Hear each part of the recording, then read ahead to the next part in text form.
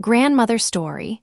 She inherited $48 million after husband's death, son demanded. She refused. My name is Margaret Hart, though most people call me Maggie, except my son, who prefers mother when he's trying to sound professional. I am 65, a retired controller who spent a lifetime balancing books and smoothing frayed tempers while my husband, Victor, built Heartland carriers into the spine of our lakeside town. 3 months after the funeral, I found myself seated at a glass table in my son's high-rise, the city stretched below like a grid of cold constellations. The room smelled faintly of ozone and the lemon oil his wife uses on surfaces that never see dust. It was evening, and the windows held our reflections so clearly that when I looked up, I could see 2 versions of myself. The one the city lights made, and the one my son wanted me to become. "Mother," Aaron said, touching a sheaf of papers as if they were something fragile and rare, "this will simplify everything." He slid the stack toward me. The bold letters across the top read, "Transfer of Authority, Heartland Family Trust." He had highlighted phrases in neon yellow little strokes of certainty. "You won't have to deal with vendors, taxes, or the board," he said, all gentle patience, the voice he uses with clients who need hand-holding. "I'll manage the trust. You'll have a stipend. You can travel. You've earned ease." A stipend. The word settled in the air like dust, harmless at first, then everywhere. I thought of ease, of the years when Victor rose before dawn to take calls from drivers stuck on icy shoulders, of casseroles eaten cold by the office fax machine, of my hands counting receipts so late into the night that numbers appeared behind my eyelids when I finally lay down. Ease wasn't how we got here. Aaron's wife, Paige, sat at the end of the table, half-turned in her chair, her posture magnificent, the kind you get from a lifetime of pilates and never being told no. "Maggie," she said, and the syllables came out beautifully rounded like something plated with parsley. "You've been through so much. Let us carry this now." I should have brought my reading glasses. Instead, I took out the small brass brooch pinned to my coat, a cheap compass Rose Victor once bought at a yard sale and later had polished, because he said I deserved to shine. I set it by the papers, the needle forever pointing north, even on a table that reflected only our faces. I did not touch the pen. "Victor trusted me to steward what we built," I said, quietly, the way you speak in a church that still holds your husband's laughter in the rafters. Aaron looked at me a long time, eyes the exact gray blue of the lake in February when the wind cuts and the surface freezes hard enough to forget there's water moving under it. "Dad trusted you to care for the family," he said.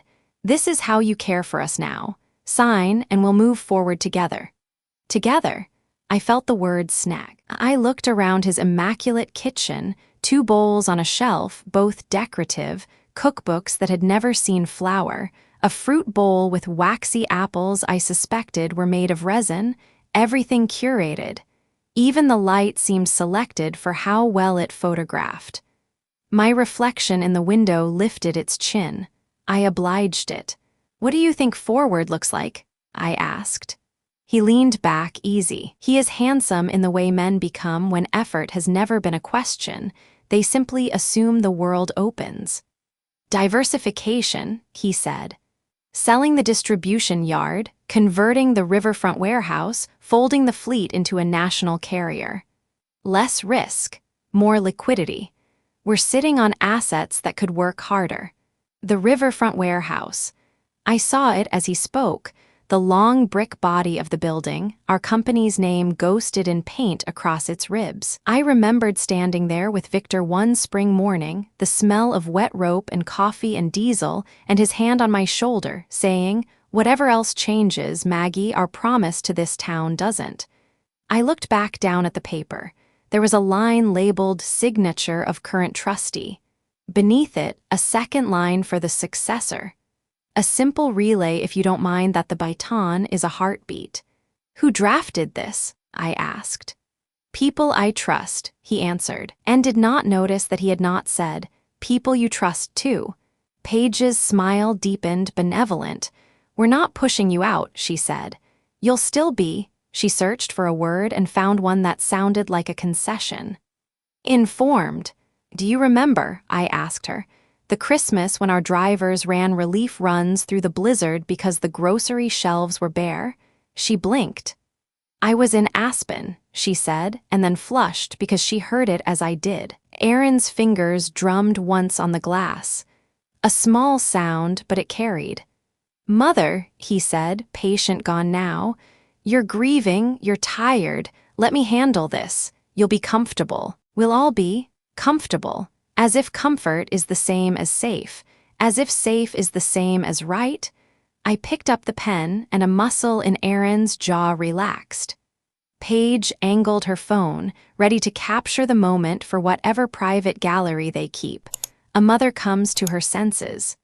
The plastic barrel was warm from their hands. Mine were cold. There are moments in a life when you must choose whether to be polite or to be true. I thought of rules learned in kitchens and church basements and at the edges of hospital beds. Say please and thank you, take a casserole to the grief-struck. Never speak when angry. And then there were other rules written deeper. Don't sell what you promise to keep. Don't confuse wanting with deserving. Don't hand your compass to someone who thinks north is negotiable. I set the pen down, not with drama, simply with certainty. "No," I said. The word was small and enormous all at once. It was a pebble dropped into black water. You don't see the bottom, but you hear the splash and know it reached. Aaron's nostrils flared. Paige lowered her phone as if it had betrayed her. "You don't mean that," he said. "I do." I lifted the brass brooch, pinned it to my lapel, and felt the tiny teeth bite cloth. For a heartbeat, the room narrowed to that cool circle of metal, the needle steady as breath. "If your father had wanted you to take over," I said, "he would have placed the pen in your hand himself." He pushed back his chair so fast the feet knocked against the polished floor. "If you won't sign, you're choosing chaos," he said. "Investors will get nervous, the board will ask questions, and your condo—" He stopped there, almost graceful, as if elegance could sand the edge off a threat. "Say what you mean," I replied. "You live in a building I own," he said. "Leases end." Paige made a sound of protest, a soft O that pretended to be regret. I saw the future he was offering me: a suitcase by the door, a key that stops turning, a woman who becomes a cautionary tale at charity luncheons. "I won't be bullied into betraying what matters," I said. My voice did not rise. It didn't need to. Something passed over his face then, something like the boy he had been when a scraped knee could undo him. The boy vanished. The man remained. "You'll regret this," he said. "Possibly," I allowed. "But not tonight." I stood, the city's neon haloed in the glass behind him. "If you change your mind," he began, but I had already picked up my bag. "My mind is not the thing changing," I said, and let myself out. The hallway smelled of new carpet and the kind of air freshener that insists on citrus. In the elevator, I pressed the cool brass of the compass with my thumb and watched the floors count down. In the shrinking numbers, I felt something opening, wide and dark and bracing as the lake in winter. Fear, yes. But under it, a colder, cleaner current, relief. I stepped into the night and the city wind found me. It was sharp enough to make my eyes water, or maybe that was something else. I tightened my coat and walked to the car. "North is north," the little needle said, no matter who's shouting directions. I drove home to pack. The rain had come in hard by the time I pulled into the underground garage beneath my condo. The wipers ticked back and forth like a metronome marking time for a song I didn't know. My hands still trembled faintly from the encounter, the way they used to after Victor and I argued about money in our early years. But this was not an argument between equals. This was my son demanding obedience, and me realizing obedience was just another word for surrender. Inside the elevator, I pressed the button for the 12th floor. The brass brooch on my coat caught the dim light. its needle pointing where the sun would rise if the concrete walls weren't in the way. I touched it and whispered, "Don't let me drift." It was a silly ritual, maybe, but after 40 years of sharing my choices with Victor, speaking aloud felt like the only way to keep from drowning in silence. The condo was quiet. Too quiet. Usually I like the hush, the way the walls held back the city noise, the way the lamps cast golden pools of calm. But tonight the silence felt heavy, thick, like a hand pressed over my mouth. I turned on the radio just to break it. A Sinatra tune poured out, smooth and aching, reminding me of our wedding dance in the church basement, Victor whispering that even if he couldn't keep rhythm, he'd keep me. I sat at the kitchen table, staring at the papers Aaron had shoved across the glass earlier. I hadn't brought them home. He had yanked them back the moment I said no. But their ghost lingered, those highlighted phrases and tidy boxes waiting for my signature. A single stroke of ink could have erased me. I closed my eyes and drifted backward, to the days when Victor and I were just Maggie and Vic, two young fools with more determination than sense. He worked on the docks then, hauling crates so heavy they left bruises across his collarbone. I took bookkeeping jobs for anyone who needed their numbers tamed. At night, we collapsed on the couch of our first apartment, too tired to cook anything fancier than grilled cheese. We laughed at burnt edges and split the crusts like royalty splitting a feast.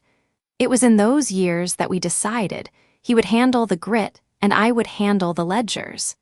He trusted me with every invoice, every payroll sheet, every whispered fear about whether the fuel bill could be paid. I trusted him to steer the company toward daylight when storms threatened to pull us under. Our marriage was never about romance alone, it was about alliance. When Aaron was born, I thought we'd simply fold him into that alliance, like adding a new line to the ledger. But children are never numbers. They are whole equations, mysterious, sometimes unsolvable. He was bright from the beginning, sharp-eyed, impatient, asking questions before he could pronounce the words. Victor adored him, teaching him to fish off the pier, buying him model trucks that mirrored the company fleet. I adored him too, but in a quieter way, packed lunches, mended sweaters, midnight fevers soothed with cool cloths. Somewhere along the line, though, Aaron stopped seeing our work as a covenant. He saw it as entitlement. While Victor and I patched leaks in the roof of the business, Aaron looked at the glow it cast and assumed it was simply the way life worked. He saw comfort, not sacrifice. I thought about that as I brewed tea. The kettle hissed, filling the air with a thin wail like a warning.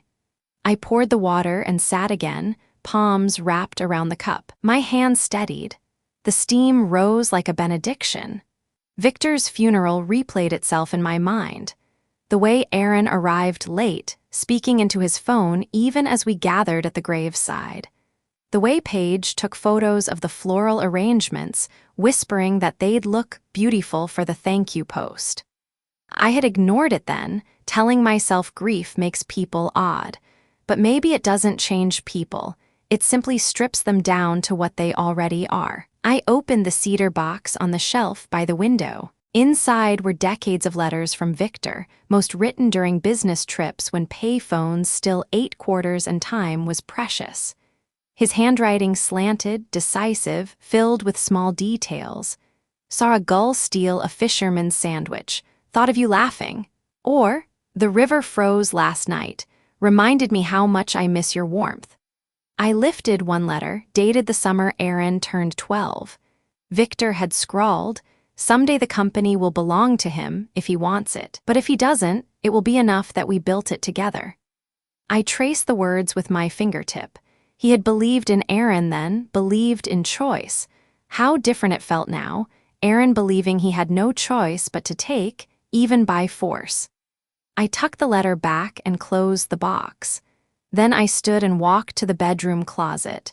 2 suitcases waited on the top shelf, scuffed from vacations that had always ended with Victor sneaking away to call the office. I pulled them down and set them on the bed. If Aaron wanted to threaten me with eviction, let him.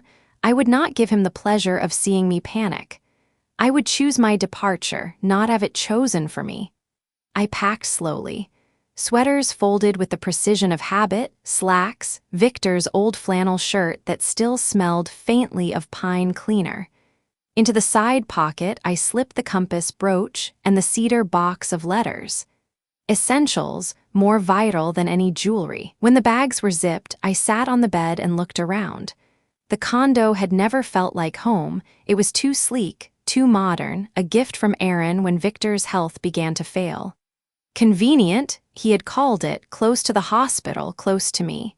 At the time, I'd been grateful. Now I saw it for what it was, a gilded cage.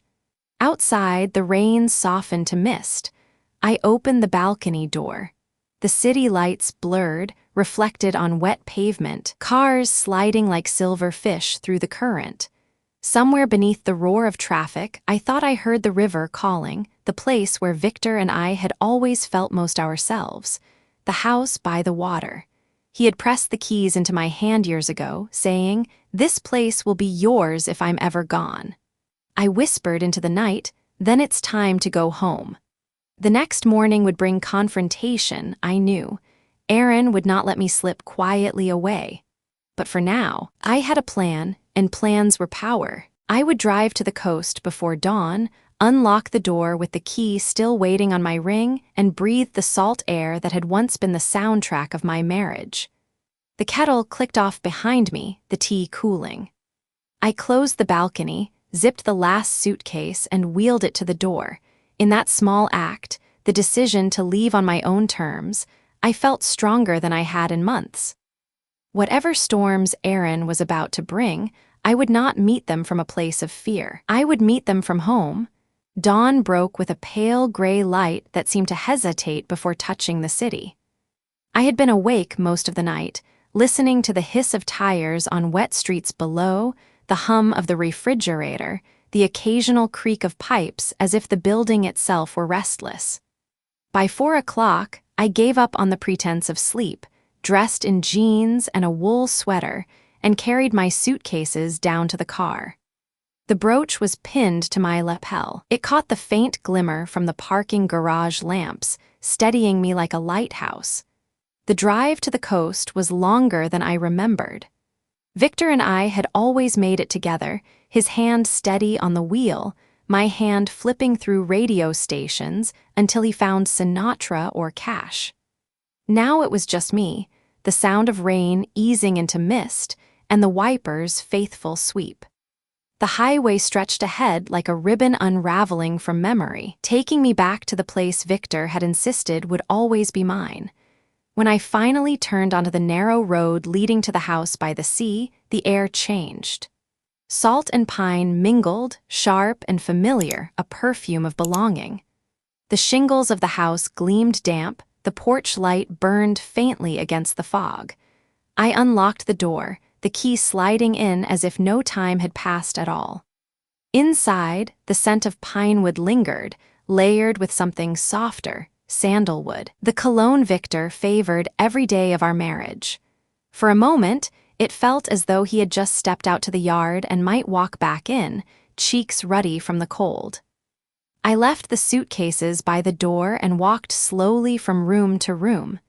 Each creak of the floorboards, each worn patch of carpet, was a greeting. In the kitchen, I ran my fingers along the counters scarred from decades of meals and repairs. The stove still bore a small chip where Victor once set down a pan too hot. The cabinets carried my own handwriting on labels. Flour, sugar, tea. It felt like stepping into a memory preserved just for me. On the mantel above the fireplace, a clock ticked faintly. It had been Victor's father's, always running a few minutes slow, no matter how carefully it was wound. That rhythm filled the silence like a heartbeat. I sank into one of the chairs, closing my eyes, and for the first time since the funeral, the tightness in my chest loosened. I was home. Later, when I opened the drawer by the refrigerator, I found something unexpected. Beneath a folded napkin lay an envelope, thick paper with my name written in Victor's slanted hand. My breath caught. My fingers shook as I opened it. The words were simple: keep it and use it as you see fit. No explanations needed. I trust you. I pressed the page to my chest, tears slipping hot and silent down my cheeks. Victor had never been one for speeches, but when he gave his word, it was enough. That single line was worth more than every legal document stacked in Aaron's office. It was a compass, pointing me forward. I slipped the letter back into its envelope and tucked it into the cedar box I had carried from the condo. Then I reached for the brass brooch at my collar. The metal was cool, scratched with years, but steady. I pinned it higher, closer to my heart, and whispered, "Thank you." The house seemed to exhale around me, as if relieved I had finally returned. I made tea on the old stove, its yellow light softening the edges of the room, and sat at the kitchen table where Victor and I had spent countless evenings planning, arguing, dreaming. Outside, the waves rolled against the shore, a steady chorus that had anchored our life. The quiet was broken by the crunch of tires on gravel. My stomach tightened. I rose, half expecting Aaron's SUV to appear. Instead, when I opened the door, I found Arthur Blake, Victor's attorney for 3 decades, standing there with his leather briefcase. Beside him was a woman in a navy coat, her hair pinned neatly back, and a broad-shouldered man carrying a weathered logbook. Arthur removed his hat. "Evelyn," he paused, then corrected himself. "Margaret, I hope you don't mind. There are a couple of people Victor wanted you to meet." The woman extended her hand. "Marina Lopez, I've managed your husband's financial affairs for the last 15 years. Her grip was warm, steady. The man nodded. "Tom Harris, port master at Heartland Carriers. Worked with Vic since he first tied a rope at the docks." His voice carried the rhythm of the river, calm and unhurried. I ushered them inside. The house, with its scent of coffee and pine, seemed to welcome them too. We gathered at the table. Marina slid a leather folder toward me. "These are the full portfolios: real estate, investments, trusts. Victor kept everything meticulous in your name or the trust. No hidden debts, no vulnerabilities." I ran my fingers over the neat tabs, the kind of order Victor had always admired. Then Tom placed the logbook on the table, its cover worn smooth by years of salt air. "He asked me to bring this to you, not business records, his own notes." Inside, Victor's handwriting filled the pages. Schedules, sketches of dock layouts, but also thoughts. On one page, I read, "June 12, 2019. Aaron asked again about selling the riverfront warehouse. Told him no, that land is the heart of the town, not a bargaining chip. Margaret understands that. She sees the harbor for what it is: work, legacy, community. That's why it should be hers when I'm gone." I pressed my hand over the words, my throat tightening. Victor had never told me he'd written this, but here it was, proof in his own hand that his decision had not been an accident of grief or manipulation. It was trust. Deliberate, final. Another entry, dated 2 years later. "If Arthur is reading this, it means I'm gone. Make sure Maggie knows she has the final say. She's weathered storms I can't name. That's why she'll protect what matters." Tears blurred my vision. For weeks, Aaron had painted me as an obstacle, too weak, too sentimental, too tired to hold what Victor left. But these words made the truth undeniable. Victor had chosen me, not because I was his widow, but because I was his partner. I closed the logbook carefully, resting my hand on its worn cover. "Thank you," I whispered, not sure if I meant it for Tom, for Arthur, for Victor, or for myself. Arthur leaned back slightly, watching me with kind eyes. "Victor didn't keep many close," he said softly. "But those he did, well, you're looking at them." Marina smiled faintly.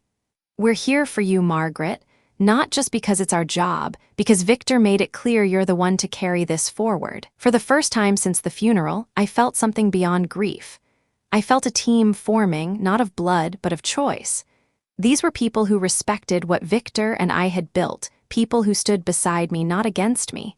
I poured more coffee, my hands steadier than they had been in months.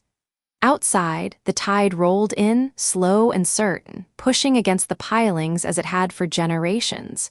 Inside, I felt the keel of my life shift, finding balance again. Aaron would come. I knew that. But now, when he did, he would not find me alone.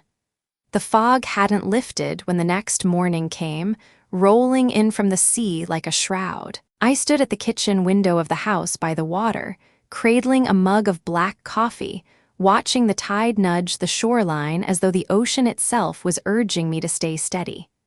The night had been long. I barely slept, my mind racing with the memory of Aaron's clenched jaw, Paige's polite cruelty, and the logbook Victor had left me. His words still pulsed in my chest. She's weathered storms I can't name. That's why she'll protect what matters. I pressed a palm against the cool glass, letting that strength settle inside me. For most of my life, I had been the quiet one, the bookkeeper in the shadows, the mother packing lunches, the wife keeping accounts balanced and tempers soothed. Quiet was my language, but quiet, I was learning, was not weakness. Quiet could be steel. The phone on the counter buzzed, shattering the stillness. Aaron's name flashed on the screen. I almost let it ring out, but curiosity or duty made me answer. "Tomorrow," he said, not bothering with a greeting, his voice clipped like a blade. "9 a.m., I'm coming to collect Dad's things. Don't make this difficult." I listened to the silence after his words, heavy and deliberate. "This is my home, Aaron," I said, calm as I could. "It was Dad's home," he snapped. "I have a right to his belongings." The line went dead before I could reply. I set the phone down slowly. My son had never learned patience. Victor used to say he was a storm contained in a suit, and now that storm was coming to my doorstep. When Arthur arrived later that morning, briefcase in hand, I slid the phone across the table.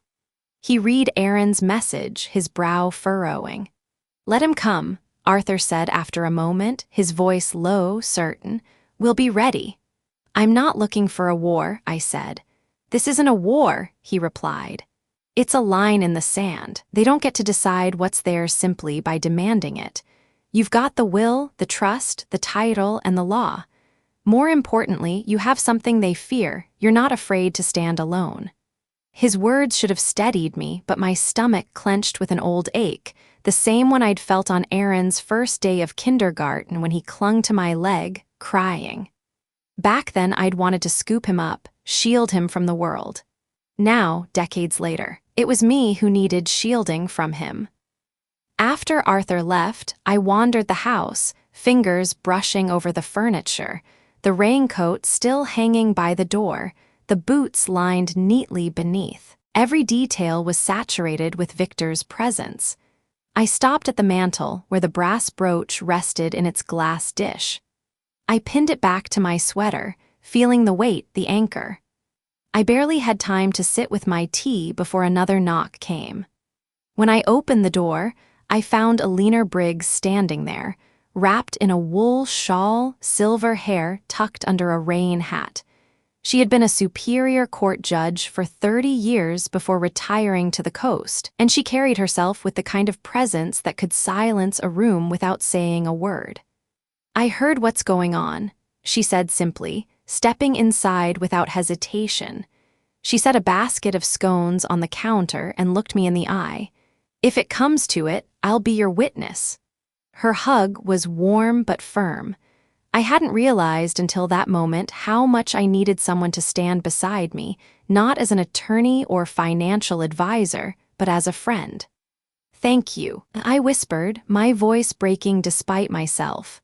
Soon after, Marina arrived, laptop bag slung over her shoulder. She spread papers across the dining table like a general preparing for battle. Trust documents, bank statements, property titles, each time-stamped and notarized. "Everything is ready," she said, fingers flying across the keyboard. "Whatever they try, we have the record." Tom came next, carrying a heavy binder filled with Victor's Harbor logs and personal journal entries. He flagged the sections that mentioned Aaron's proposals to sell. "These are his words, Margaret," he said. "His handwriting. No one can twist this." Arthur returned, damp from the fog, with 2 men trailing him, security from his firm.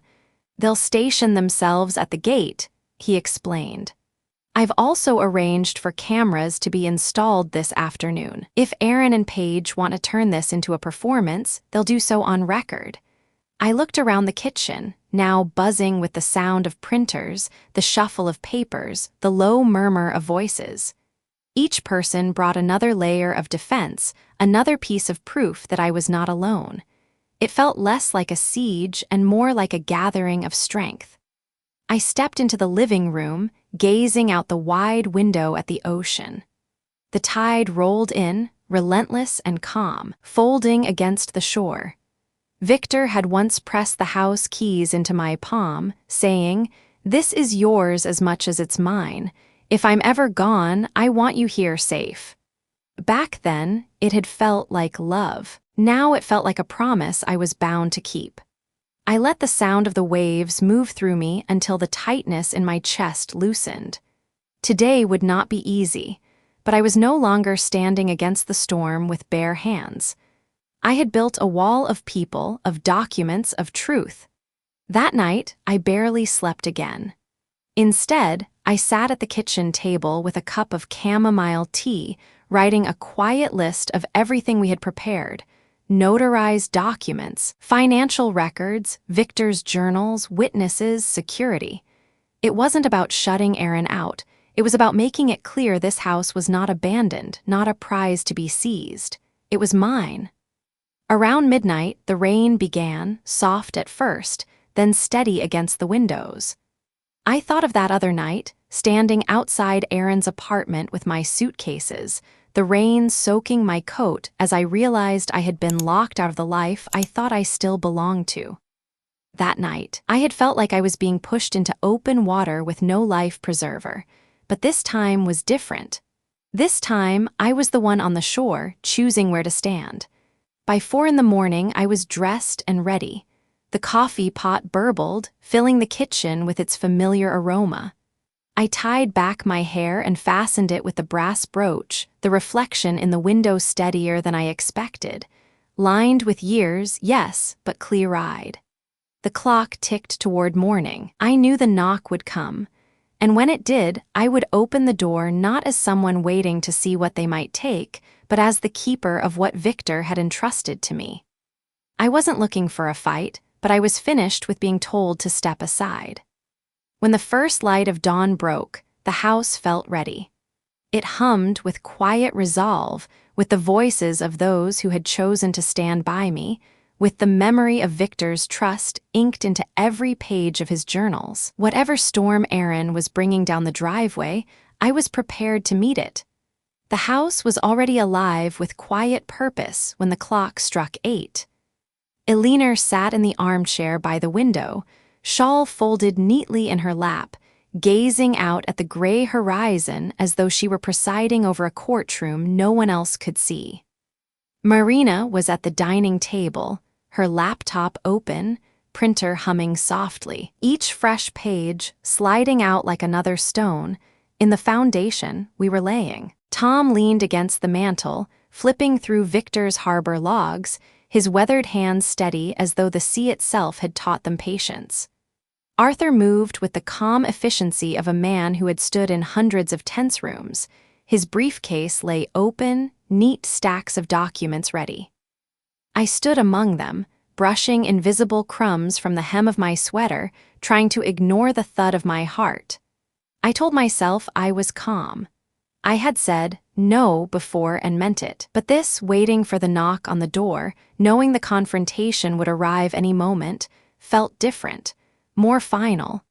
At precisely 9, the crunch of tires on gravel broke the quiet. I glanced at Elinor. She lifted her chin slightly as though nodding permission. Together, we watched through the window as Aaron's SUV came into view, dark and gleaming, headlights still on despite the morning. Paige sat in the passenger seat, sunglasses on, her expression hidden. The vehicle stopped.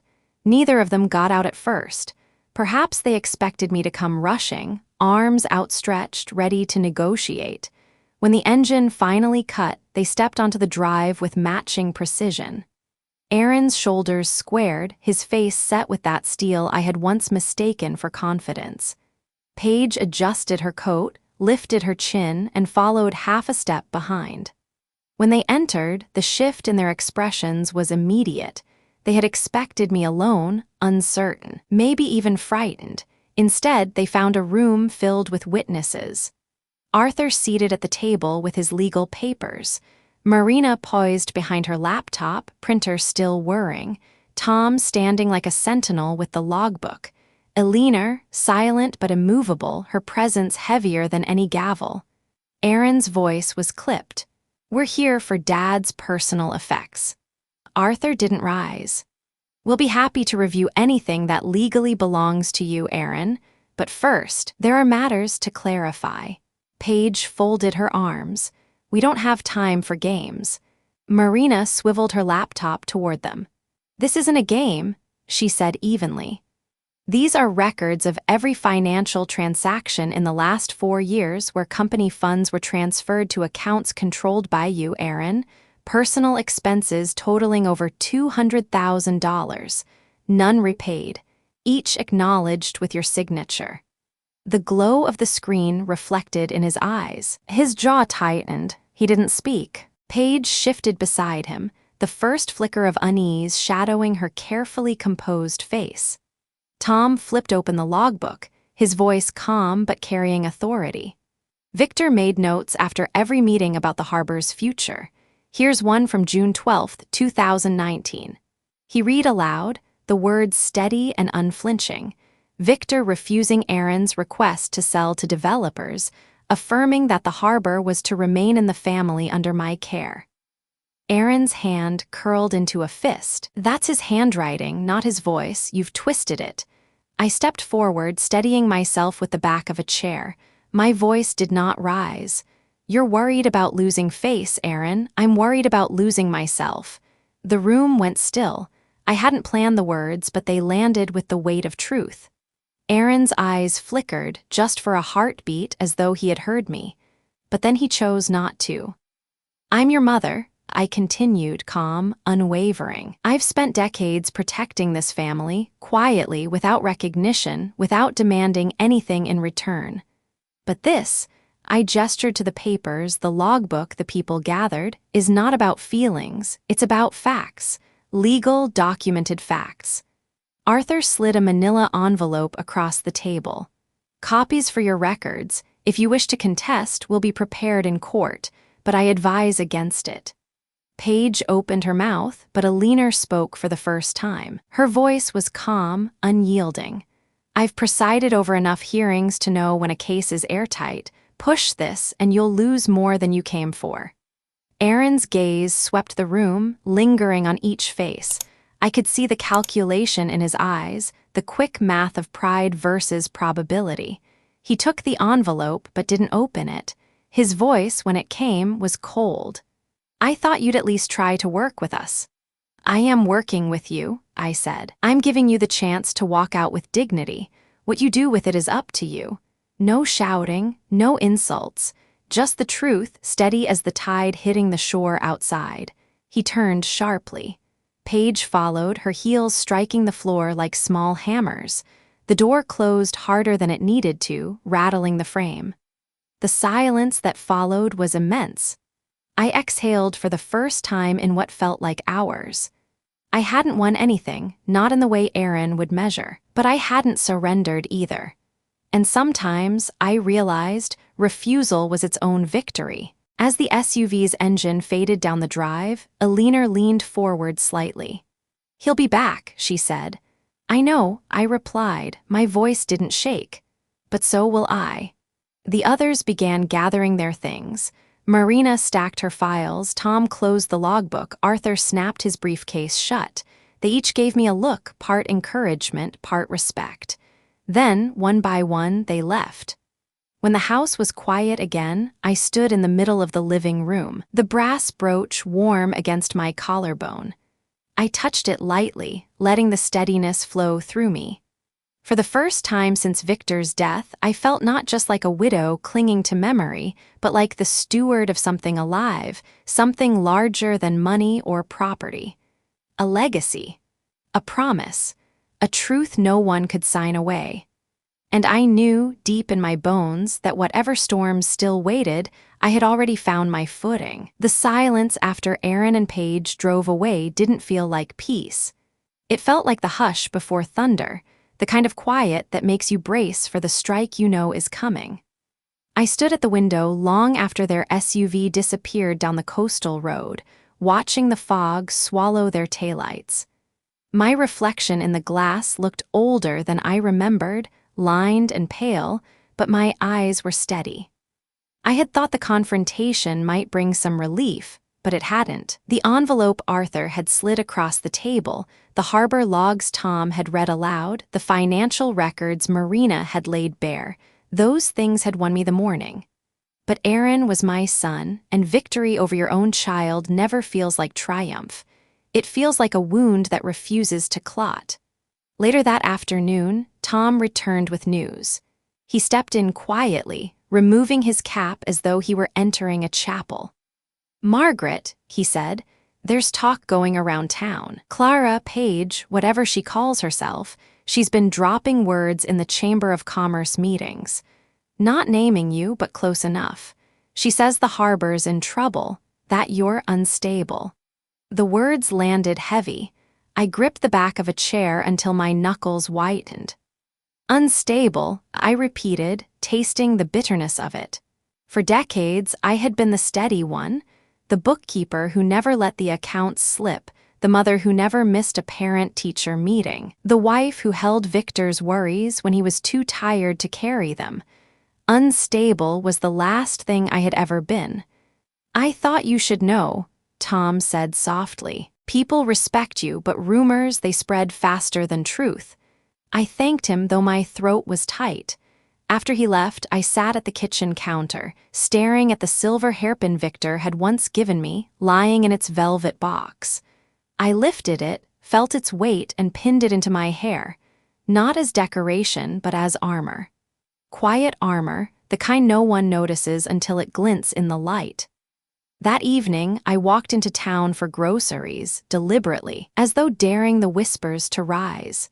The streets were damp from rain, the smell of brine and diesel lingering in the air. Inside the small market, two women from the Chamber of Commerce stood near the produce section. They didn't see me at first. "She's clinging to power," one whispered. I heard she forced her son out.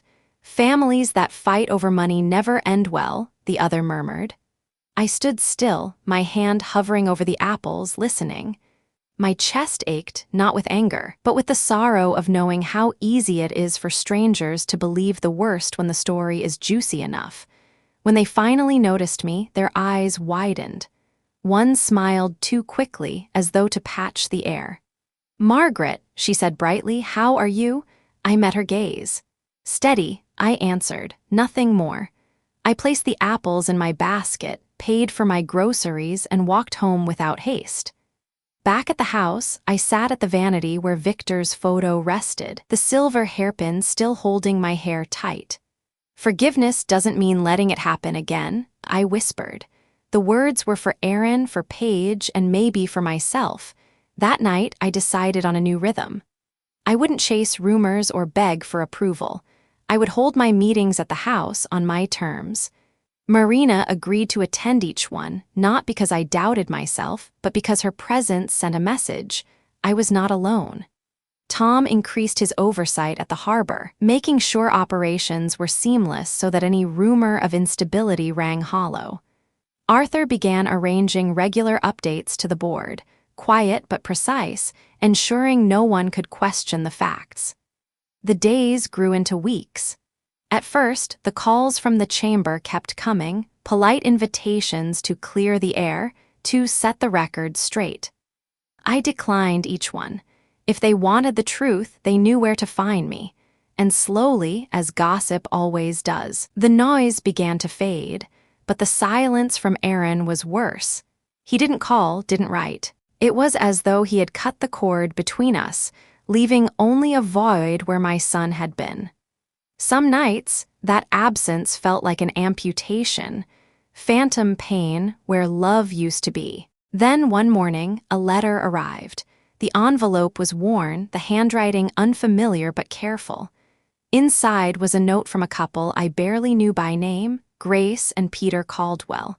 Their fishing boat had sunk the winter before, and the emergency fund Victor had established had kept them afloat. "Daniel saved more than our livelihood," they wrote. "He saved our dignity. Thank you for carrying on his work." I read the letter twice, then set it gently on the table. My eyes stung in the way that makes you stop blinking, as if holding still could keep the moment from spilling over. It was then I realized the harbor wasn't just about ledgers and land deeds. It was about people, families whose names I might never remember, but whose lives depended on the choices Victor and I had made. That night, I opened the cedar box again, slipped in the letter beside Victor's old notes, and whispered, "This is why." The next morning, I adjusted my routines with renewed resolve. I pinned the hairpin before stepping out the door every day like a ritual of steadiness. At council meetings, I spoke plainly. At the docks, I walked with Tom, greeting the crews, reminding them by my presence that the heart of Heartland Carriers was still beating. The whispers began to lose their sharpness. Some people avoided me still, but others stopped me on the street to shake my hand, to say they remembered when Victor had loaned them a truck, when I had balanced an account that kept their business alive. Truth was slower than rumor, but it was sturdier. One evening, as the sun set over the water, I sat by the kitchen window with a cup of tea, the brooch gleaming faintly in the fading light. I thought about storms, the ones that crash suddenly, tearing at roofs, and the ones that whisper through rumors, eroding your name grain by grain. Both can destroy, but both, if weathered, can carve you into something stronger. I sipped the tea slowly, steady as the tide outside. Aaron might return, or he might not. The wound of his absence would remain. But I had found something I thought I'd lost forever, the ground beneath my feet, and in that steadiness there was peace. The days after the Caldwell's letter felt different. I had been living as if under siege, braced against whispers, ready for the next demand from Aaron. But that letter, just a single page, shifted something deep in me. It reminded me that this legacy wasn't measured in balance sheets or square footage. It was measured in people. Families who survived because Victor thought beyond himself. Families who still carried his generosity like a quiet ember. I pinned the silver hairpin each morning as if it were a shield. I began walking the docks again, not with the stiff pride of an owner checking her territory, but with the quiet eyes of someone reminding herself what all this truly meant. The gulls screeched overhead, ropes slapped against wooden posts, engines coughed awake in the early light. Men nodded as I passed. A few called me Mrs. Hart still, as they had when Victor was alive. Their voices held no suspicion, only familiarity. That, I realized, was worth more than reputation in the Chamber of Commerce. But peace never lasts unchallenged. One late afternoon, as I left the council building after reviewing a small zoning matter, I overheard a fragment of conversation. Two younger men, both from the chamber, their voices carrying in the echoing stairwell. "Paige says Margaret's losing her grip," one muttered. "That she can't keep up with the numbers." The other chuckled. Maybe Aaron should have taken over after all. 48 million in the hands of a widow, it was bound to get messy. I froze mid-step, my palm pressed against the cold railing. My heart thudded, not with surprise, but with the weary recognition of how relentless a whisper campaign could be. Paige hadn't stopped. She had simply changed tactics, planting doubts like weeds, waiting for them to strangle truth. That evening, I sat at the kitchen table with Marina. Her laptop glowed between us, documents stacked in neat piles. "They're trying to make you look incompetent," she said. "But incompetence leaves trails, unpaid bills, missed deadlines, errors in the accounts. You don't make those mistakes." "I did once," I admitted, thinking back to the winter when Aaron was a child with pneumonia, when I had nearly missed a supplier's payment. But not anymore, not with everything at stake. Marina leaned closer. "Then let's do the opposite of what they expect. Instead of hiding, we'll open the books. Invite the crews, the local board members, even the chamber if they want. Transparency kills rumor faster than denial." I studied her face in the lamplight, younger than me by decades, but with the same sharpness I'd always admired in Victor when he looked at a problem. "You'd stand beside me?" I asked. "Every step," she replied without hesitation. The plan took shape. Within a week, we hosted a gathering at the community hall by the marina. Long tables were spread with ledgers, printouts, charts. Coffee urns steamed at the back, scones from a leaner's kitchen laid out on paper plates. People trickled in: dock workers, their wives, local business owners, even a few wary chamber members who had come, no doubt, to sniff for weakness. I stood at the front with Marina and Tom. My hands shook at first, but when I pinned the hairpin tighter, the tremor stilled. "Victor used to say a business is only as strong as the trust it holds," I began. My voice carried more firmly than I expected. "Some of you have heard things about instability, about uncertainty. Tonight, I want you to see the truth for yourselves." Marina clicked through slides: income steady, expenses balanced, new maintenance equipment already purchased and paid for. Tom read aloud notes from Victor's logbook about his long-term vision for the harbor. I added my own observations. The challenges we faced, yes, but also the plans to meet them. At first, the room was quiet. Then questions came, sharp, skeptical. I answered each one with patience, the way I used to when Aaron was small and insistent. Each answer built a little more steadiness in the room. By the end, even the most doubtful faces had softened. When the meeting broke, one of the chamber members approached me, a tall man with a clipboard habitually clutched to his chest. "Mrs. Hart," he said, almost reluctant, "you've been managing longer than most of us realized. Victor's records, your records, they speak for themselves. I'll be reporting back that the harbor's in good hands." It wasn't triumph I felt, but something quieter, vindication without gloating. Truth had spoken for itself. But later that night, alone in the kitchen with the sound of waves muffled through the fog, the ache returned, because while the town might have steadied in their opinion of me, Aaron had not called, not a word. The silence between us had grown so thick it felt like another wall in the house. I poured chamomile tea and sat by the window. The hairpin glinted in the lamplight. I remembered something Victor once told me during a stormy season in the business. "You can't control the weather, Maggie, only how you steer through it." I whispered it aloud. "I can't control Aaron, only myself." The words weren't a cure. They didn't erase the longing to hear his voice, even if only to fight. But they gave me enough calm to sip the tea slowly, to feel the weight of the cup in my hand, to remind myself that steadiness is built moment by moment, like ropes coiled on a dock, one loop at a time. The next morning, I pinned the hairpin again and walked to the harbor. Fishermen were preparing their nets, laughing in the brisk air. A boy no older than 10 darted past, carrying a coil of rope twice his size. His father called after him, and the boy turned, grinning, his eyes bright. For a moment, I saw Aaron at that age, wild-haired, determined, still believing the world was wide enough to hold both his dreams and ours. My heart clenched. And yet, as the sun broke through the fog, a shaft of light catching on the water, I let the memory soften. Whatever Aaron chose, I could not rewrite the past, but I could honor what Victor and I had built. Rumors might return, threats might come, but for now I had steadied the ship.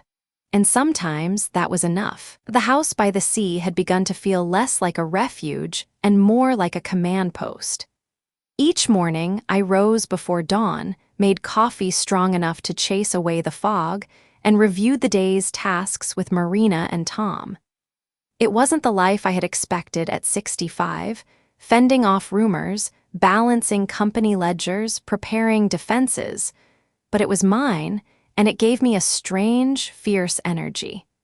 Yet I knew Aaron hadn't given up. He was too much like Victor in that regard. Persistent, unwilling to admit defeat. But where Victor's persistence had been rooted in principle, Aaron's was tangled with pride. Sure enough, one misty Tuesday, I heard the low rumble of tires on the gravel drive.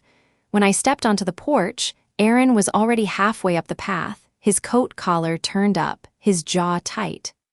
Paige trailed behind, arms folded, sunglasses perched on her head though the sun hadn't broken the fog. "Mother," Aaron said, his tone clipped, almost businesslike. "We need to talk." I didn't move aside. "Then talk." He glanced past me into the house, perhaps expecting to find me alone again. But Tom stood visible in the doorway, arms crossed, the harbor log tucked under his elbow. Marina sat at the table, her laptop glowing faintly, her eyes sharp as steel. Even Alina was there, knitting quietly in the armchair, as immovable as a monument. Aaron's expression tightened. "This isn't necessary," he said. "Dragging outsiders into a family matter, it's embarrassing." "This is no longer just a family matter," I replied. "You made it larger the moment you tried to take what wasn't yours." Paige stepped forward then, her voice smooth as silk but sharp beneath. "We're not here to fight, Margaret. We just want fairness. 48 million is more than one person needs." I studied her, the way her manicured fingers twitched at her side, betraying nerves she thought hidden. "Fairness," I repeated. "Is fairness rewriting your father's will? Is fairness erasing decades of work I carried beside him?" Aaron's jaw worked. He shifted tactics, voice softening. "Dad wanted the family taken care of. You're not seeing the bigger picture." "I see it," I said evenly. "I see a son who thinks inheritance is entitlement, and I see a man who doesn't realize that sometimes the best way to honor family is not to take, but to preserve." Tom stepped forward then, flipping open the logbook. "Victor was clear," he said, reading aloud the entry where Victor had refused Aaron's push to sell the riverfront warehouse. The words filled the air like testimony in court. Aaron waved it off. "Notes in a book, hardly binding." Alina looked up from her knitting. Her voice was calm, deliberate, the kind that had once silenced entire courtrooms. "Notes in a book written by a man of integrity carry more weight than hollow promises from someone with something to gain. And if you want to test that in court, I assure you you'll lose." Aaron's face flushed. For a moment, I saw the boy he used to be, the boy whose temper flared when he lost at chess, who once kicked over the board and stormed out of the room. But he was no boy now. He was a man, and his anger was sharpened into something far more dangerous. "You'll regret this," he muttered. "Perhaps," I said, "but regret is better than betrayal." The standoff stretched long and thin. Finally, Aaron turned sharply, striding back to the SUV. Paige lingered a moment, her eyes meeting mine. For the first time, her confidence faltered. Then she followed. When the engine faded down the road, I let out a breath I hadn't realized I was holding. My knees trembled. I sank into a chair, the hairpin cool against my scalp. Marina closed her laptop softly. "He's not finished," she said. "I know," I replied. That night, the storm came not from Aaron, but from the sky. Rain lashed the windows. Wind howled around the eaves. The ocean roared like a beast breaking free. I lit candles when the power flickered, the house bathed in warm, flickering light. Alone in the kitchen, I made tea and listened to the storm. It struck me that Aaron was much like this weather, loud, destructive, insistent. But like all storms, he would pass. What mattered was how firmly I anchored myself. When morning broke, the storm had swept the beach clean. The tide had carried away driftwood, leaving smooth sand. I walked along the shore, the air sharp with salt, the horizon brightening with cautious sun. With each step, I felt lighter, steadier. Back at the house, Tom was already there, checking for damage. "Dock's fine," he reported. "Storm didn't do more than rattle a few pilings. The harbor's tougher than it looks." "So am I," said, surprising myself with the firmness in my voice. Later, Marina arrived with news. Scholarship applications had come in from half a dozen local students, children of harbor workers, some heading to college, others to trade schools. "Victor's foundation is becoming something real," she said, her eyes bright. This is what he meant when he said the harbor was more than ships and warehouses. I sat with her, reviewing the applications. One essay came from a young woman named Sarah, whose father had been injured on the job years ago. She wrote about resilience, about watching her mother work 3 jobs, about wanting to become an engineer to design safer equipment for dock workers. Her words pierced me. This was the legacy Victor had entrusted me with, not just assets, but futures. That evening, I wrote Sarah a letter myself, offering not just the scholarship, but an invitation to visit the harbor offices. I wanted her to see where her father had worked, to understand the bones of the place she hoped to improve. As I sealed the envelope, I realized something. For all Aaron's talk of fairness, he had never once mentioned the people who depended on Heartland carriers. His fairness was about distribution of wealth. Mine was about preservation of purpose. And that was a difference I could not surrender. The storm had tested the house, and it had held. Aaron had tested me, and I had held too. The tide always returned, and so would I, as many times as it took. The days after Aaron's second visit settled into an uneasy calm. The air in the town seemed to carry less static. No new whispers, no dramatic knocks on the door. But I knew better than to believe silence meant surrender. Silence, I had learned, was often just another form of preparation. Still, the harbor bustled with life. Each morning I walked the docks with Tom, greeting crew members, checking the condition of the fleet, listening to the clamor of gulls overhead.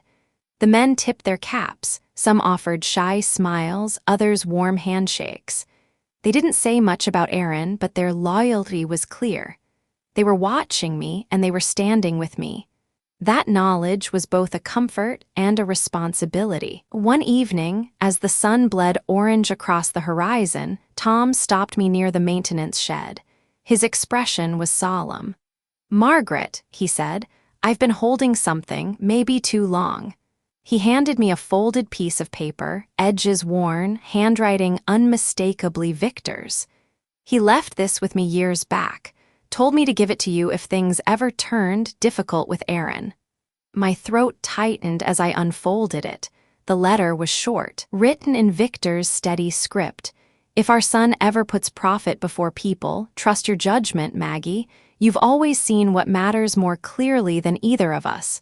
Do not let sentiment blind you. Protect the harbor, protect yourself." I pressed the paper to my chest, feeling the weight of his trust settle heavier than any anchor. "Why didn't you give this to me sooner?" I whispered. Tom looked down at his boots. "I hoped it wouldn't come to this." Neither of us said what lingered in the air.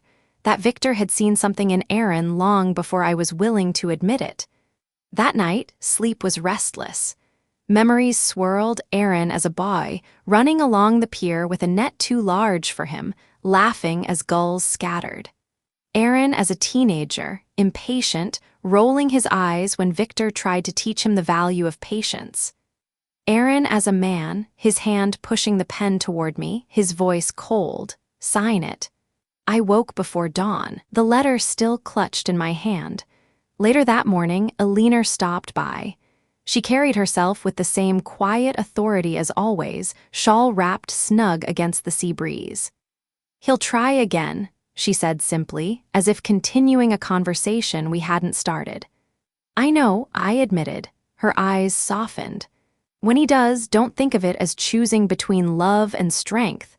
True love sometimes requires strength." I looked at her, this woman who had once handed down verdicts that altered lives, and wondered how many times she had sat across from families broken by greed, by inheritance battles, by silence that turned poisonous. "Do you think I've already lost him?" I asked. Elinor laid a hand on mine, firm and warm. "You can't lose someone who chooses to walk away. You can only lose yourself if you chase them into the storm." Her words rooted in me. That afternoon, Marina arrived with another binder, this one filled with scholarship applications and thank you letters. She spread them across the dining table, her enthusiasm alight in the fog. One letter was from a young man named Joseph, whose father had drowned in a storm the year before. "Because of your foundation," he wrote, "I'll be the first in my family to attend college. My mother says my father would be proud. I think so too." I read the words aloud. The room fell quiet, even Elinor pausing her knitting.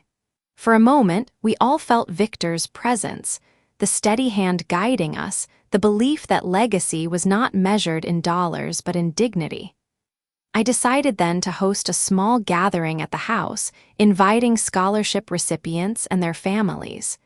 We set up folding chairs in the living room, brewed pots of coffee, laid out Elinor's scones and Marina's careful charts.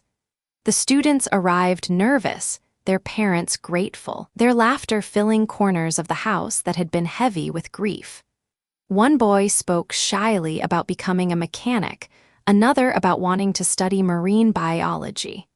Sarah, the young woman who had written about designing safer equipment, stood tall and declared she wanted to return to the harbor as an engineer. Their voices lit the room brighter than any chandelier. As I listened, something shifted. For months, my energy had been tied to defending what Victor left, guarding against Aaron's demands. But here, in this room filled with youth and possibility, I realized legacy wasn't just about defense. It was about creation, about planting seeds that would grow long after me. After the gathering, when the last family had gone, I sat in Victor's old armchair, exhausted but lighter. I thought of Aaron again, of course. How could I not? But for the first time, the ache of his absence was softened by the presence of others, children who would carry forward not my blood, but my belief. That night, I wrote in my journal, "You cannot force love to return, but you can choose to keep giving it shape, even if it finds new homes." 2 days later, the silence shattered. A letter arrived by courier, formal, embossed with the header of Aaron's new company. Inside was a notice of intent to challenge Victor's will. I read it twice, my heart pounding. Then I placed it on the table, smoothed the edges, and called Arthur. His sigh was long but unsurprised. "We knew this was coming," he said. "We'll respond. The law is on your side." When I hung up, I sat for a long time with the notice in front of me. The tide crashed beyond the window, relentless. I pinned the silver hairpin tighter, whispered a prayer Victor would recognize, and told myself the truth. The storm had only just begun. The legal papers lay on the dining table, their embossed letterhead glaring up at me like an accusation. Notice of intent to contest. Those words were cold, clinical, and yet they carried more sting than any outburst Aaron had ever thrown my way. I traced the letters with my finger, feeling the edges of each syllable like a bruise. Arthur arrived within the hour, briefcase in hand, his expression grave but unsurprised. "This is the escalation we anticipated," he said, flipping through the pages with practiced calm. "They'll argue undue influence, claim Victor wasn't of sound mind when he wrote the will." I bristled. Victor was sharper at 70 than most men are at 40. He never signed a single line without knowing exactly what it meant. Arthur nodded. "I know, and we have medical certification from the time of the will's execution. But in court, truth is only half the battle. The other half is perception." Elinor, who had arrived not long after, set her knitting aside. "And perception," she said with the weight of a judge who had seen hundreds of families unravel, "is often more dangerous than fact." Her words sat in the air, heavy and unyielding.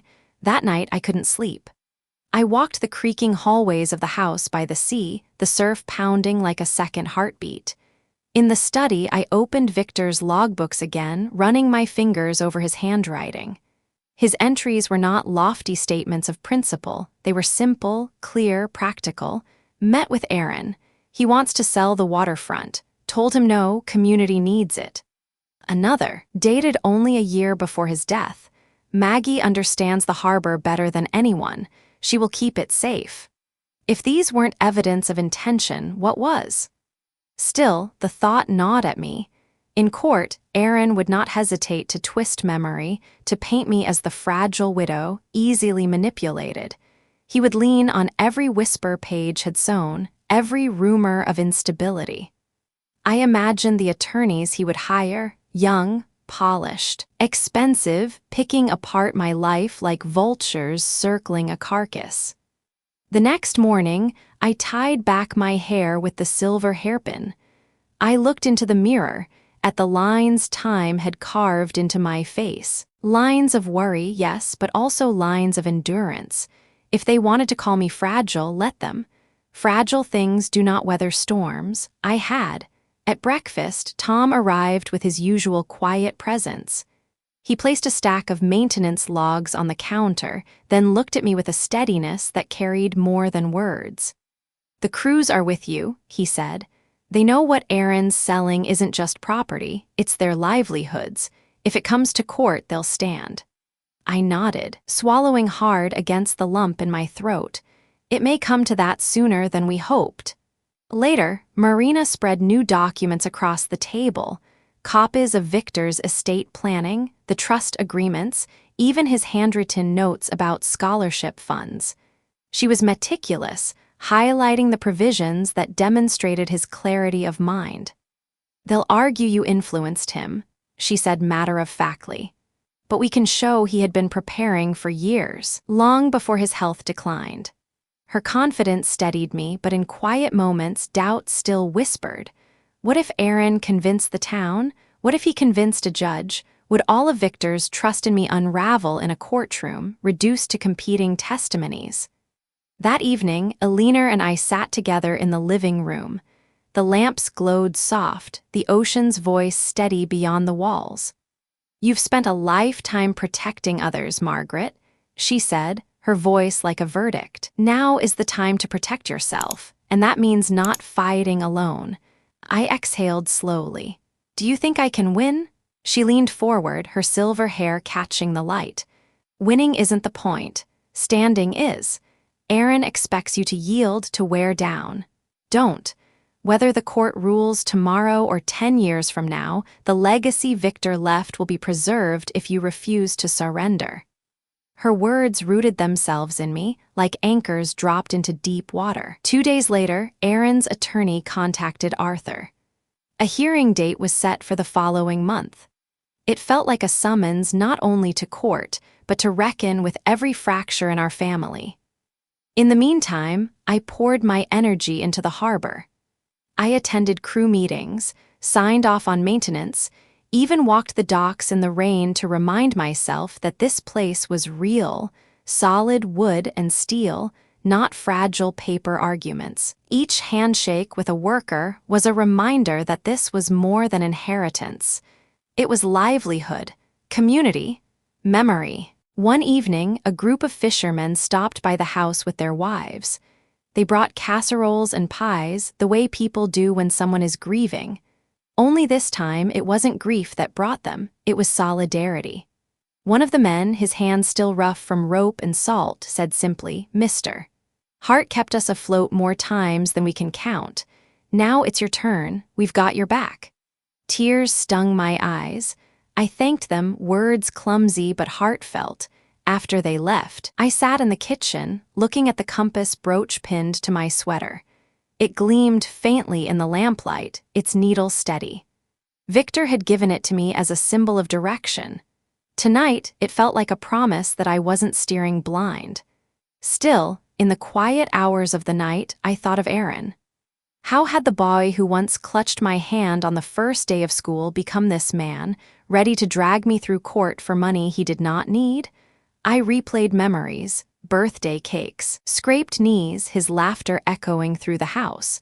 Was that boy gone forever, or merely buried under years of pride and ambition? The tide crashed harder that night, waves slamming against the rocks as though echoing the turmoil inside me. I sat by the window with chamomile tea, whispering to Victor's memory.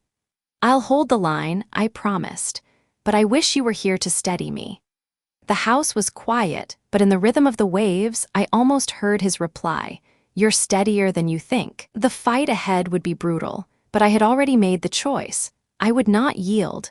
The summons to court sat on my desk like an intruder. Each time I passed by, my eyes snagged on the heavy seal pressed into the paper, its authority undeniable. In all my years of balancing ledgers and reconciling accounts, I had faced many numbers that made me anxious. But nothing compared to the weight of those words, heart v. heart, mother against son. Arthur tried to soothe me with logic. "We have the law, the documents, the testimony. This will not go their way." But he knew, as I did, that courtrooms are not only about evidence, they are about perception. And Aaron, with his charm and polish, had always known how to bend perception like a reed in the wind. In the days leading up to the hearing, I found myself walking the shoreline more often. The sea has a way of humbling you, reminding you that tides are older than any feud, that waves will still crash long after names are forgotten. Victor used to tell me that when he was uncertain. "Watch the horizon, Maggie. It steadies the hands." So I did. Each evening I stood at the edge of the sand, the compass brooch pinned near my heart, whispering his words like a prayer. But I couldn't live only in memory. Rumors still swirled, and Paige was fanning them like flames. She had not stopped her campaign, she had simply changed its angle. Where once she hinted that I was unstable, now she framed herself and Aaron as victims. "We only want what's fair," she said at a town meeting, her voice dripping with practiced grief. Victor always intended for the family to share in his success, but Margaret, she's cut us out completely. I wasn't there to hear it, but Tom relayed every detail. His jaw was set with fury when he told me. "She's clever," he said. "Doesn't attack outright. Just sows doubt like she's planting weeds in every garden." For a moment, anger flared hot in my chest, but it cooled quickly, leaving sorrow. Paige knew nothing of the nights I had stayed up with Aaron's fevers or the years Victor, and I had risked everything to keep the business afloat. To her, legacy was a trophy. To me, it was blood, sweat, and salt water. Still, I knew anger would not serve me. Elena reminded me of that one evening as we sat together, sipping tea in the glow of the fireplace. "You don't win battles like these by shouting louder," she said. "You win by outlasting." Her words steadied me, as they always did. The turning point came unexpectedly. One morning, a small envelope arrived in the mail, addressed in looping handwriting I didn't recognize. Inside was a thank you note from the daughter of a retired dock worker.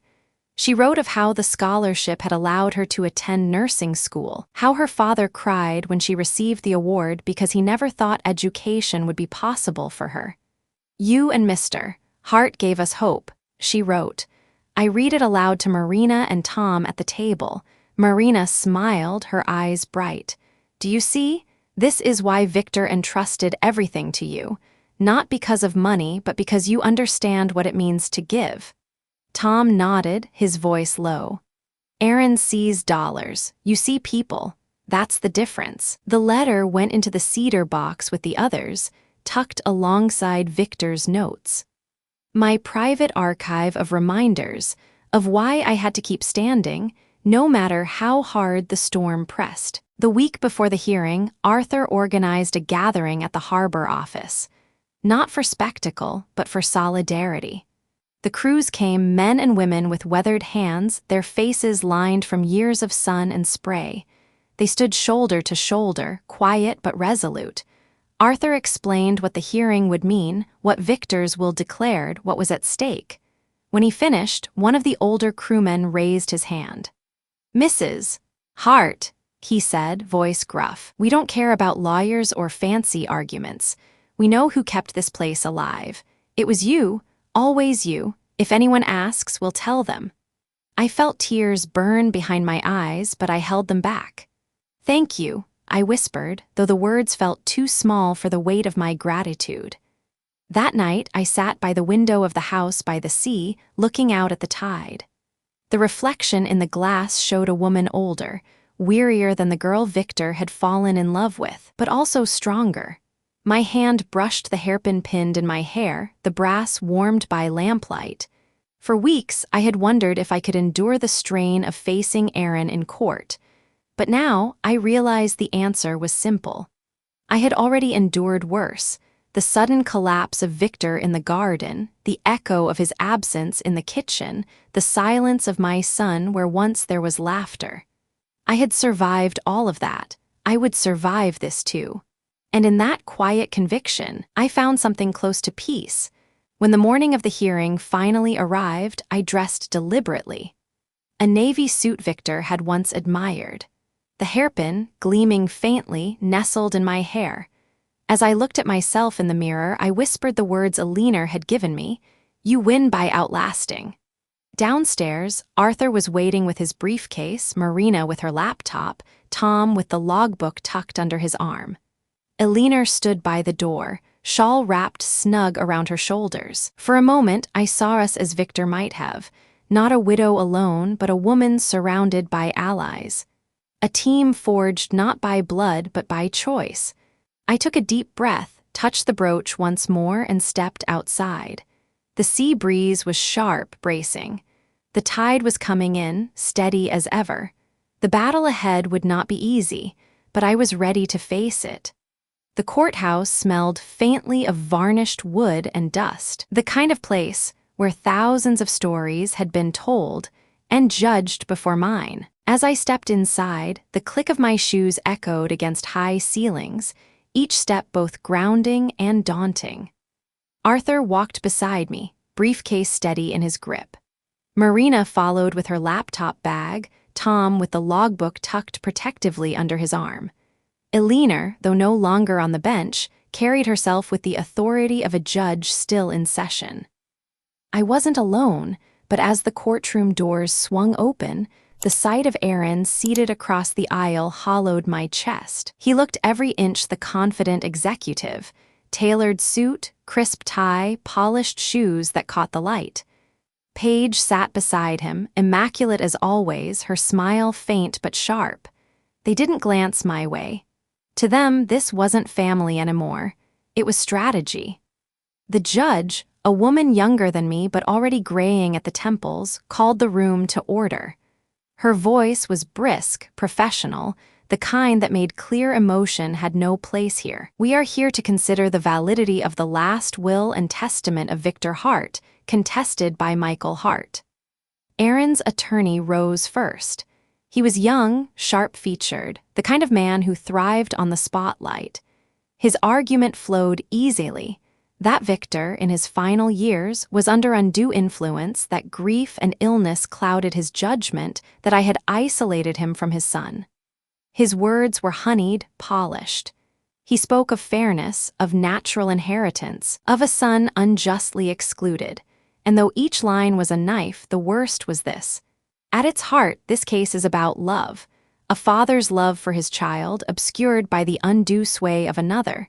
Undue sway. I sat perfectly still, but my hands trembled in my lap.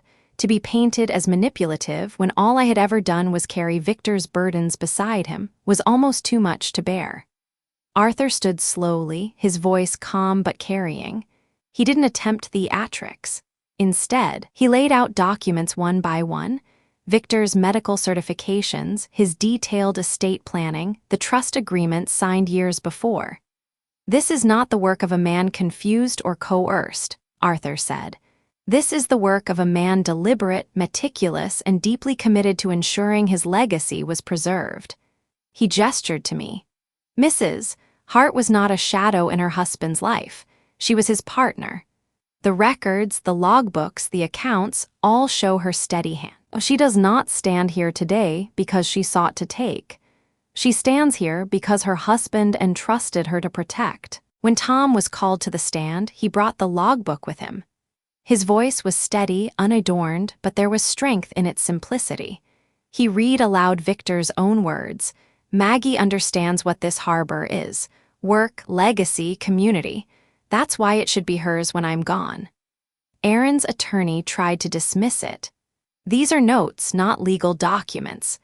But Alina, seated among the witnesses, leaned forward, her presence enough to command attention even without the robe. Notes are testimony, she said quietly, and though technically out of turn, the judge did not silence her. The weight of her years in law spoke for itself. Then came my turn. My knees threatened to buckle as I approached the stand, but I pinned the silver hairpin tighter in my hair and sat upright. Aaron's attorney's questions came sharp and fast. Mrs. Hart, would you say you encouraged your husband to exclude your son? Did you suggest he transfer all assets to you? Isn't it true that in his final months you controlled access to him? No, I answered each time, calm, measured, but inside every question felt like a blow. Finally, Arthur rose to question me himself. His voice softened. Mrs. Hart, tell the court what you and Victor built together. And so I did. I spoke of the early years, the tugboat we christened with champagne and a clipboard. Of nights spent balancing accounts by lamplight while Victor was at sea. Of payroll delivered by hand to crew members' families. Of the harbor growing vessel by vessel until it became the heartbeat of a community. My voice shook at times, but when I looked at the judge, I saw something shift, a flicker of understanding. Then I spoke of the hairpin, holding it up for the court to see. He gave me this when we bought our first boat. He said it was to keep my hair out of my eyes while I worked, but it was more than that. It was his way of saying, we are in this together. This, I touched it gently, isn't jewelry, it's partnership. That is what he trusted me with, not just the company, our life. The courtroom was silent. Even Aaron looked down for a moment, though his face quickly hardened. When the day ended, the judge adjourned with no ruling yet, stating she needed time to review. The gavel struck, sharp as a wave breaking on rock. As people filed out, Aaron finally looked at me. His eyes were unreadable, somewhere between anger and something softer I couldn't quite name. For a fleeting second, I thought of the boy he had been, the boy who once pressed a seashell into my hand, saying it was for luck. But that boy was gone, replaced by a man who measured everything in assets and victories. Back at the house, the tide rolled in steady and certain, as if mocking the turbulence of the courtroom. I sat at the kitchen table with my team, Arthur reviewing notes, Marina typing furiously, Tom drinking coffee in silence, Alina knitting without looking down. I realized then that no matter what the court decided, something irreversible had already happened. I had stood, I had spoken, I had refused to let my voice be erased, and in that refusal I had honored Victor's trust. I closed my eyes, listening to the sea. The storm was far from over, but I had faced it and I had not broken. The days after the first hearing felt stretched thin, like sails caught in fickle winds. Each sunrise brought both dread and determination. The ruling had not yet been delivered, but I knew Aaron wouldn't sit idle while the judge deliberated. He had always been impatient, always looking for shortcuts. And sure enough, his next move came swiftly, not in the courtroom, but in the court of public opinion. The whispers returned, sharper this time, like blades hidden in smiles. I heard them at the grocer's, at the post office, even on the church steps after Sunday service. She's holding too tightly. She's punishing her son. It's unnatural for a mother to stand against her own child. Each comment pierced deeper than I wanted to admit. People weren't questioning my competence now, they were questioning my heart, and that hurt more than any ledger dispute. One morning, while I walked along the harbor with Tom, a woman I had known for decades crossed the street rather than greet me. My steps faltered. Tom noticed and said softly, "Don't mistake distance for judgment. Some folks just don't know where to stand when families fight." But I knew it wasn't that simple. Paige had been busy. She had a talent for sowing just enough suspicion to make the undecided turn away. That night, I sat at the kitchen table with Marina. Papers were scattered between us, but I wasn't focused on them. "They think I'm cruel," I admitted, my voice low. "That I've turned against my own son. What if they are right? What if in protecting Victor's wishes, I've lost my humanity?" Marina reached across the table, her hand steady on mine. "Protecting someone's legacy isn't cruelty. It's courage. Fairness doesn't mean giving in to demands that betray everything you and Victor built. If people can't see that, it doesn't mean you're wrong. It means the truth takes longer to bloom." Her words steadied me, though the ache remained. 2 days later, the ache deepened. A letter arrived from Aaron, not through lawyers this time, but handwritten. My name scrawled across the envelope in his familiar script, a script I had once seen on school permission slips and birthday cards. My hands shook as I opened it. "Mother," it began, "you have made this harder than it needed to be. I don't want to fight you, but you're forcing me to. All I've asked for is fairness. All I've wanted is to continue Dad's work. Don't let outsiders turn you against your family. You've always said family comes first. Prove it now.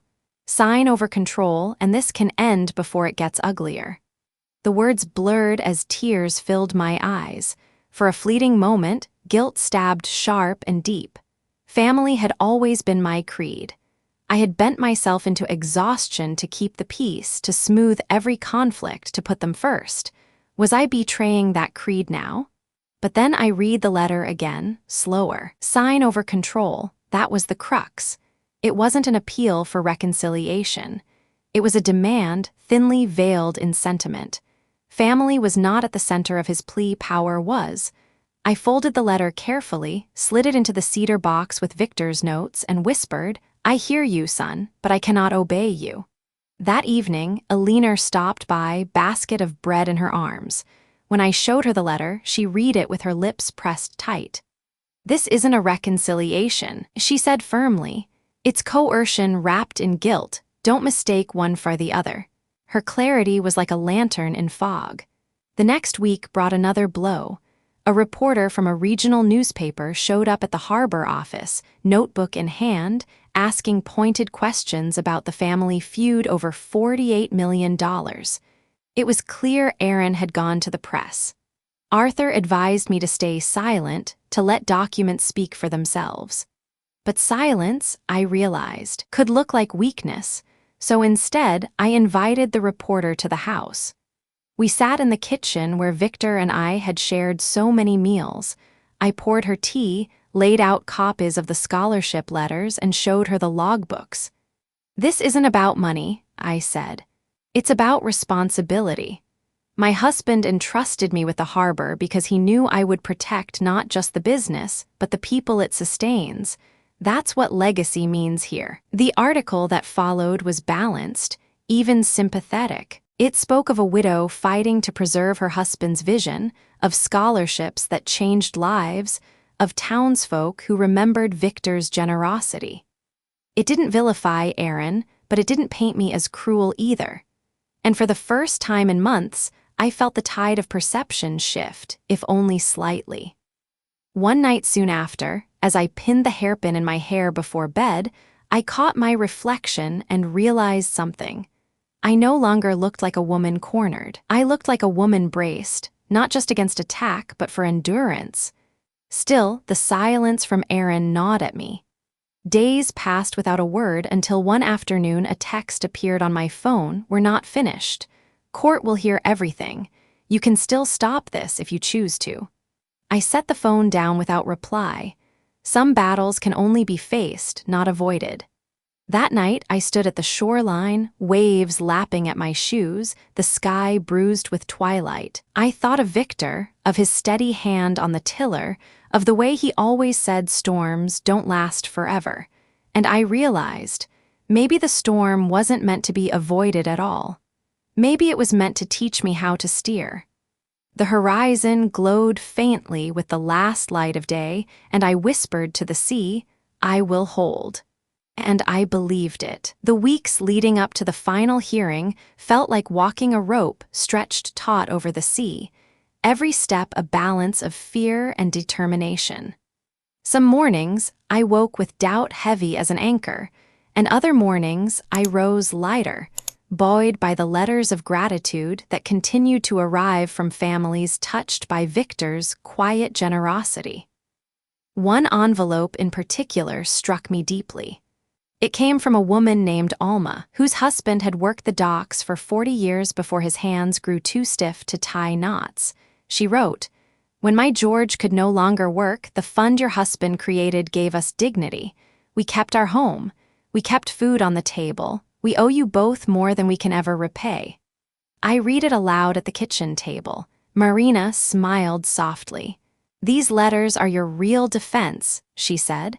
"No courtroom argument can eclipse living proof."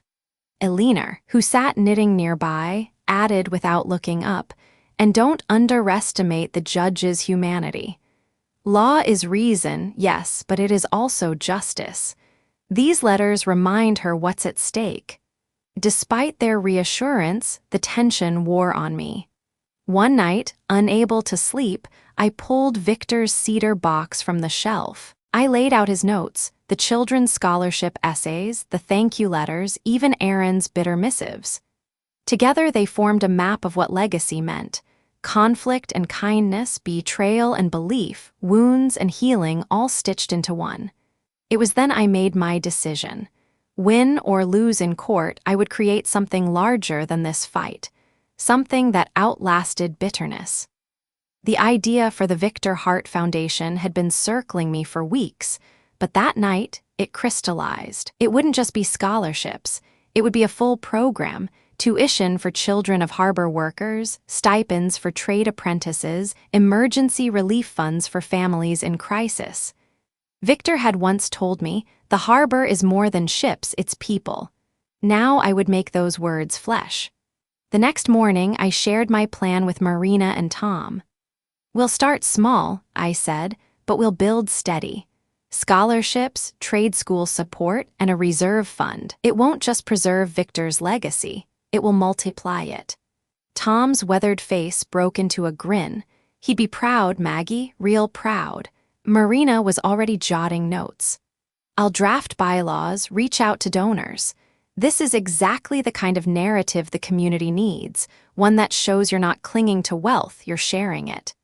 That afternoon, we gathered in the living room with Elinor, who listened silently until I finished outlining the plan. Then she leaned forward, eyes sharp as a gavel. "This is more than wise, it's strategic. You're not just defending against Aaron's claims, you're showing the court, the town, and your son what stewardship looks like." Her words sank deep, steadying me further. 2 weeks later, we held the foundation's first informal event in the community hall by the marina. Folding chairs filled with dock workers, their families, students, and local officials. On a table at the front lay charts Marina had prepared, showing how the fund would operate. Next to them, Elinor placed a framed photograph of Victor, grinning in his oil-stained work shirt, sleeves rolled high. When it was my turn to speak, my hands trembled at first. But as I looked out at the faces, familiar and unfamiliar alike, I felt the fear loosen. "Victor used to say the harbor was a heartbeat," I began. "Not because of the ships or the docks, but because of you, the people. This foundation isn't about me keeping $48 million. It's about ensuring every cent Victor left continues to keep this harbor alive, not for developers or speculators, but for families." I told them about Alma's letter, about Joseph's scholarship, about Sarah's dream to become an engineer. I spoke of storms endured, not just at sea but in life. And when I finished, the applause that filled the hall wasn't raucous, but steady, like waves rolling against the shore. Aaron wasn't there, but I knew word would reach him. And when it did, perhaps he would understand that the legacy he sought to seize had already been planted in ground far beyond his reach. That night, I returned home exhausted but at peace. I pinned the hairpin tighter into my hair, sat by the window, and whispered, "Victor, it's begun." not just the fight but the future. Still, I knew the battle with Aaron was far from over. His attorney had filed more motions, each one an attempt to delay, to drain me of strength. But rather than feel depleted, I found myself fueled. Because for the first time, the fight wasn't only about saying no, it was about saying yes. Yes to community. Yes to purpose. Yes to something that could not be sold to the highest bidder. The following week, Elinor arranged for the town council to formally recognize the foundation. A proclamation was read, acknowledging both Victor's years of service and my role in continuing his vision. It was symbolic, yes, but symbols matter. That evening, as I walked along the pier, the sunset streaking gold across the water, a young boy tugged at my sleeve. He couldn't have been older than 9. "My mom says thank you," he said shyly. "For the scholarship," she cried when she found out. I knelt, my knees aching but my heart full. "Tell her I cried too," I whispered, pressing his small hand between mine. When he ran off, laughter trailing behind him, I looked out at the horizon. The tide was steady, the sea endless, and for the first time in months I felt my breath match its rhythm. Aaron would still fight. Court battles would still come, but I had shifted the ground. I was no longer only defending Victor's legacy, I was extending it, and that, I realized, was the truest form of victory.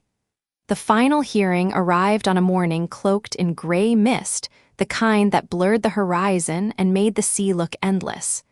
I rose early, fastening the silver hairpin into my hair with steady hands. It had become more than an ornament, more than armor, even. It was a compass, reminding me that every storm, no matter how violent, eventually gave way to calmer waters.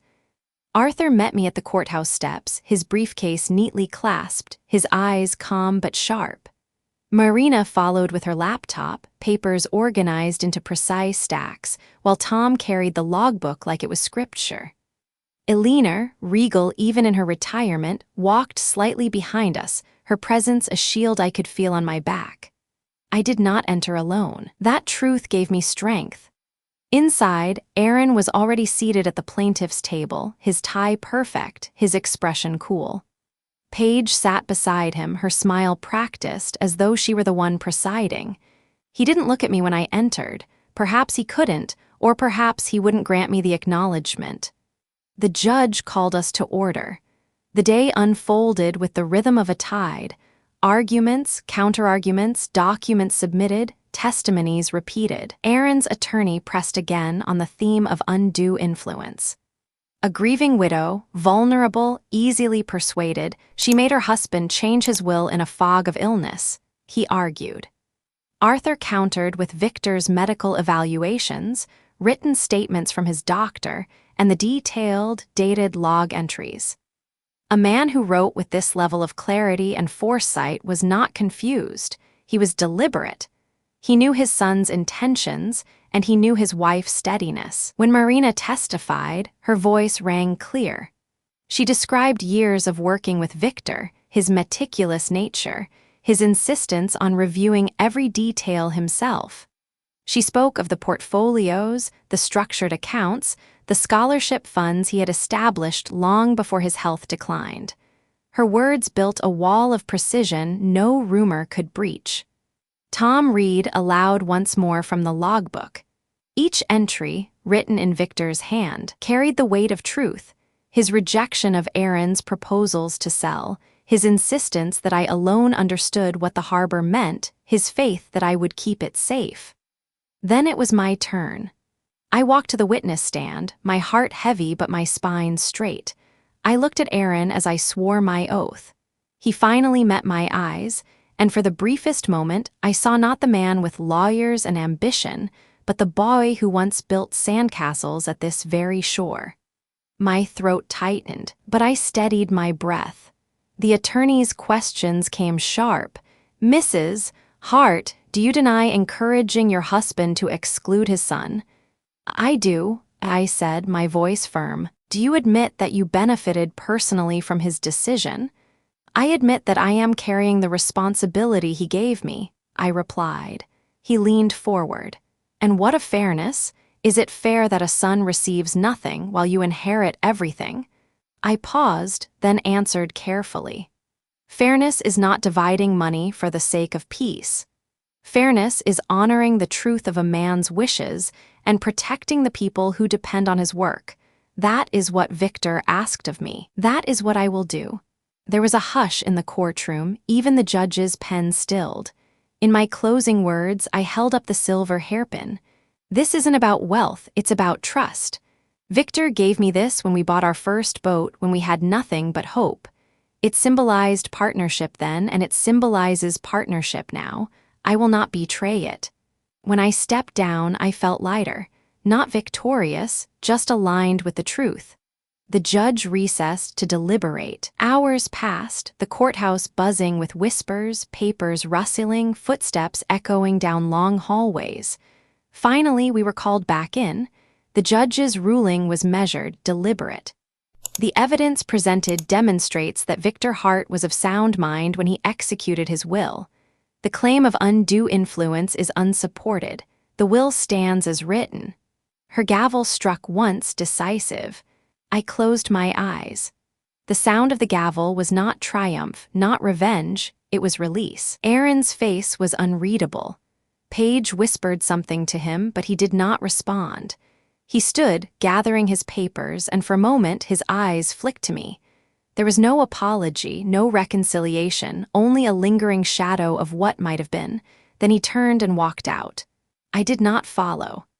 Back at the house by the sea, I sat in the kitchen as the tide rolled in, steady and eternal. Arthur poured coffee, Marina organized files, Tom leaned against the counter, and Alina, ever the sentinel, folded her shawl neatly in her lap. My team, my chosen family, filled the house with presence and warmth. Later, when they left and silence returned, I opened the cedar box. Inside lay Victor's notes, the scholarship letters, and Aaron's appeals. I added the court's ruling to the pile, not as a trophy, but as part of the record, a reminder of storms endured. That evening, the scholarship students returned for a small gathering. Their voices filled the house with laughter, their stories with promise. As I looked at them, I realized the foundation was already stronger than any courtroom verdict. When the sun dipped low, casting gold across the water, I walked alone to the bench the town had dedicated to Victor. I sat, the hairpin catching the last light, and let the waves speak. Victor had once told me, "Money is just a tool. You are the one who holds the compass." Now, at last, I understood. The compass wasn't pointing to Aaron or to wealth or to victory. It pointed to purpose, to stewardship, to choice. And choice, I realized, is the truest freedom of all. This story follows Margaret Hart, a 64-year-old widow, as she faces betrayal, grief, and resilience after inheriting her late husband Victor's $48 million maritime legacy. From the moment her son Aaron demanded she sign over control, Margaret's journey became one of boundaries, choosing to honor her husband's trust while confronting her son's entitlement. Through 15 chapters, we see her evolution, first shocked and wounded, then steadfast and clear-eyed. Aaron, aided by his ambitious wife Paige, tried every angle: emotional manipulation, coercion, rumors, even a lawsuit challenging Victor's will. Yet Margaret refused to yield. Supported by allies, Arthur the attorney, Marina the financial advisor, Tom the harbor master, and Alina the retired judge, she built not only a defense but also a new vision. Her resilience was anchored by simple symbols. The silver hairpin Victor had given her decades earlier, which she wore daily as quiet armor, the cedar box filled with his notes and the community's letters of gratitude, and the harbor itself, alive with the work of families she refused to abandon. Along the way, Margaret shifted from merely resisting Aaron's demands to actively creating, launching the Victor Hart Foundation, providing scholarships, trade support, and relief funds for harbor families. These acts reminded her, and the community, that legacy is not measured in wealth alone but in dignity, hope, and continuity. The courtroom battle ended with the judge affirming Victor's will and Margaret's stewardship. Aaron left without reconciliation, a painful truth Margaret accepted. Yet the real victory was not legal, it was personal. By standing firm, Margaret discovered her own compass: the freedom to choose integrity over appeasement, responsibility over convenience, and purpose over profit. Her story, at its heart, is not about inheritance, but about endurance. About how storms, whether of grief or betrayal, can be weathered when one holds steady to love, trust, and the tide of community.